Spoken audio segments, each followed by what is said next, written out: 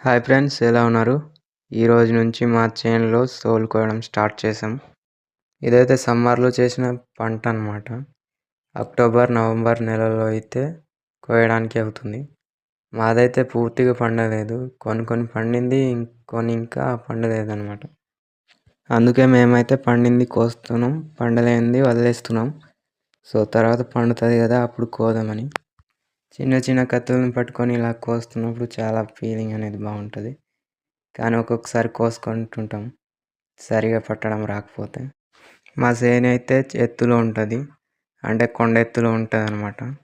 ఒక వీడియో కూడా చేశాను ఇక్కడైతే ఉదయం నుంచి సాయంకాలం దాకా పని చేసుకొని మళ్ళీ తిరిగి ఇంటికి వెళ్ళిపోతాం. ఫ్రెండ్స్, మా నాన్న అయితే లాస్ట్లో వచ్చాడనమాట మూట తీసుకెళ్ళడానికి. ఆ మూటని ఇంటికి తీసుకొచ్చి అలా పెట్టేసి ఉంటాం. అంటే తర్వాత అన్నీ కోసేసిన తర్వాత వాటిని ఒకేసారి తీసుకొచ్చి కలిపి కొట్టడానికి అనమాట.